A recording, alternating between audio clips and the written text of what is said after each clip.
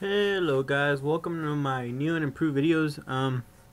Well, the first one, and now by new and improved I mean I'm taking the camera away from me and putting it on the games. Showing you what I play. Okay, so the game I'm reviewing today is S.T.A.L.K, the Call of Pripyat. It is an open-world first-person shooter computer game developed by a Ukrainian video game developer, GSC Game World. This game was released in North America back in 2010. Now, I know you guys might be asking, why I'm reviewing a game that's 2 years old. Well, the answer to that is that personally, I think it's a really underrated game, and a lot of people have never even heard of the series. So now, before we start this, I did record this footage using Fraps, the video game footage using Fraps, which eats my PC resources.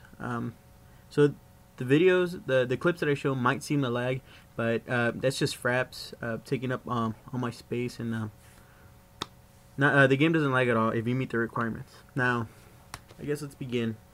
S.T.A.L.K, Call of Pripyat is the third game in the S.T.A.L.K series, in which, with the first S.T.A.L.K game being S.T.A.L.K Shadow of Chernobyl, and the second, a prequel, S.T.A.L.K Clear Sky.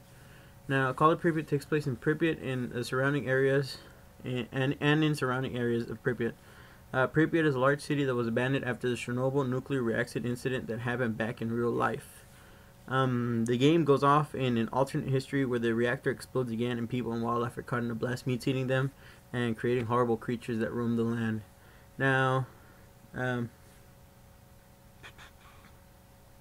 the explosion created things called artifacts, which are very valuable items that have strange effects and are worth a lot of money.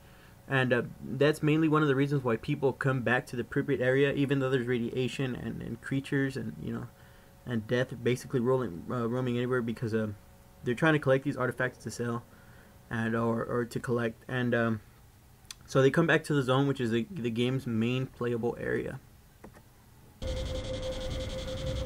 Okay, so what I'm showing right now is basically the zone, the map, just so you guys can get a feel for it. As you can see, there's a lot of grass, and the lighting effects work very well. I'll show more of that later on.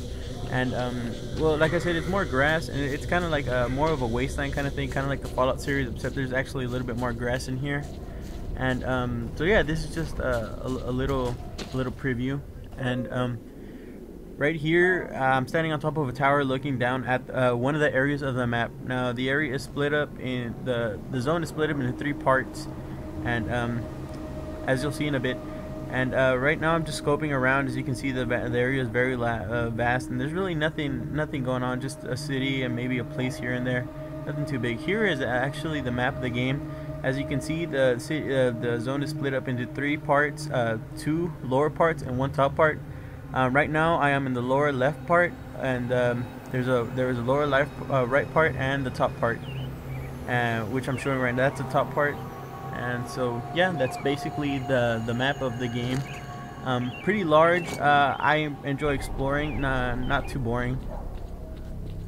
Here I'm gonna show you guys some of the things you could expect from in the wastelands here. You can see there's stalkers, and the stalkers naturally react to enemies in the game, which is, you can see the gunshots in the background, so that's what they're looking at.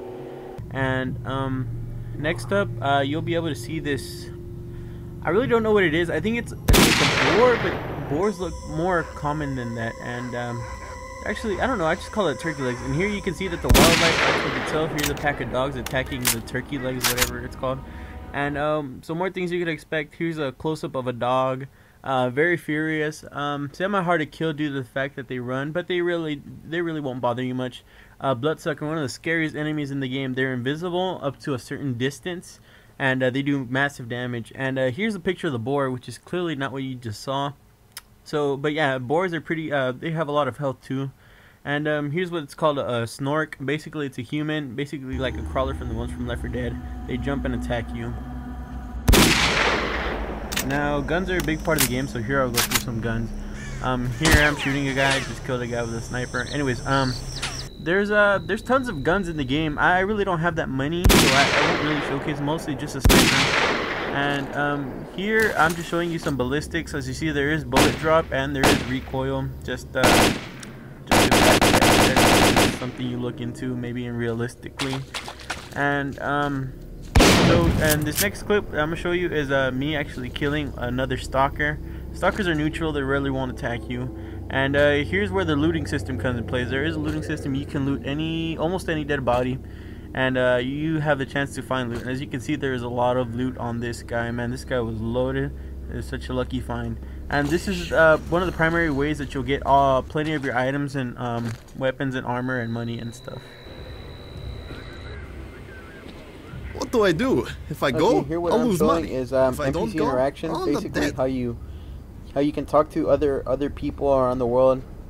And you can ask them questions like I'm doing right now.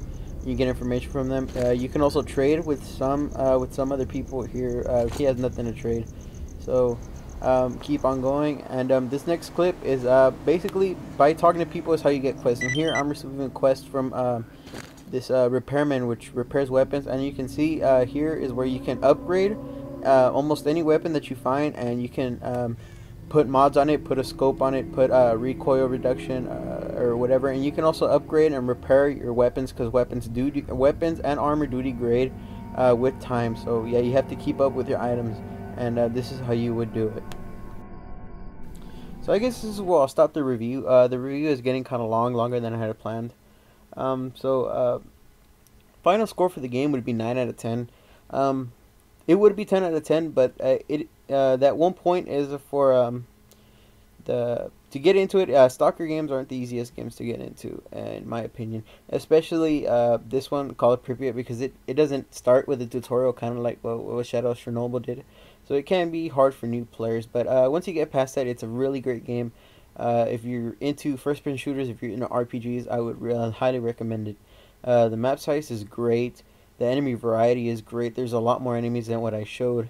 The RPG system is great. The interaction, the questings, the weapon customizations, and the exploration is all great. The whole game is really great, and a lot of fun once you immerse yourself into it.